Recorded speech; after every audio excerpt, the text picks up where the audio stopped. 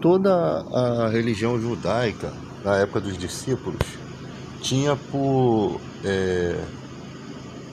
objetivo parar o ensinamento dos apóstolos, né, dos discípulos de Jesus, depois apóstolos, que estavam pregando o poder do nome de Jesus. Então todos os esforços da religião judaica era para bloquear esse ensinamento. Os caras morreram pregando, falando do poder do nome de Jesus, do nome que está acima de todo nome, né? Para a igreja hoje ficar idolatrando arca feita por mãos humanas, né? Não foi nenhuma arca que Deus mandou fazer, que é totalmente um contexto diferente. Então as pessoas gostam desse cerimonialismo, ficam presas nesse cerimonialismo, enquanto o mundo precisa conhecer o poder do nome de Jesus. Tem gente que se converte usando esse poder no momento necessário. Certa vez os discípulos encontraram pessoas que estavam audaciosamente usando o nome de Jesus.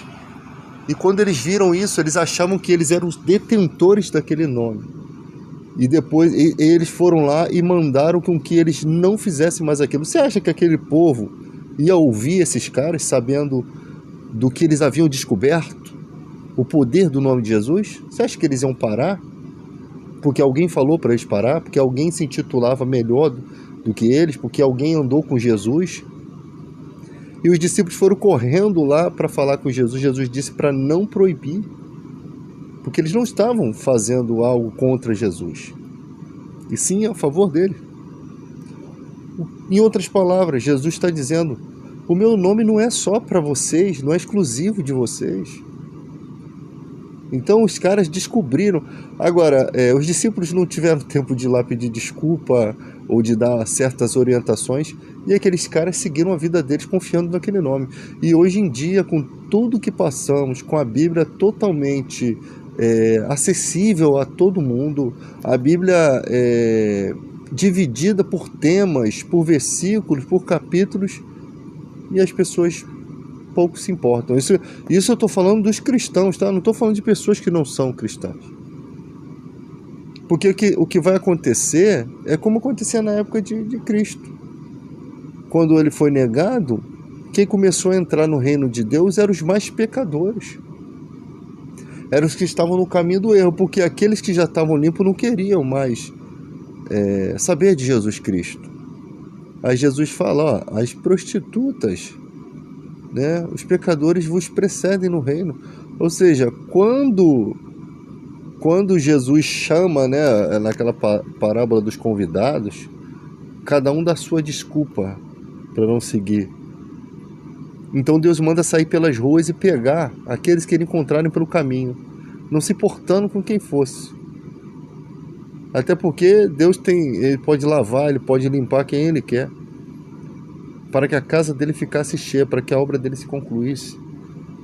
E aqueles que estavam negando a obra, aqueles que não estavam se importando, aqueles que um dia receberam, vão ficando para trás. E como isso acontece? Os caras vão perdendo a vontade de ler a Bíblia, a vontade de orar, a vontade de ter contato com Deus. E aí vem gente lá do mundo com sede da palavra, com sede de ouvir, com sede de aprender. É assim que vai fazendo, que vai acontecendo a mudança. E a pessoa nem vai percebendo que isso está acontecendo. Quem tem o Espírito Santo não vai ficar se importando com o cerimonialismo de arca. Não é um teatro. É sempre essa idolatria.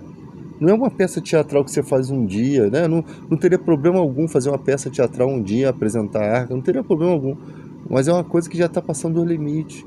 É porque, infelizmente, são pessoas que não têm um compromisso com o poder do nome de Jesus, com o nome de Jesus, com o nome que foi dado acima de todo nome.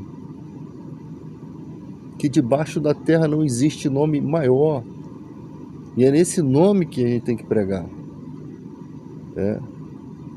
Por outro lado, vem gente achando que a eloquência do cristianismo é o cara saber tudo da Bíblia que importa.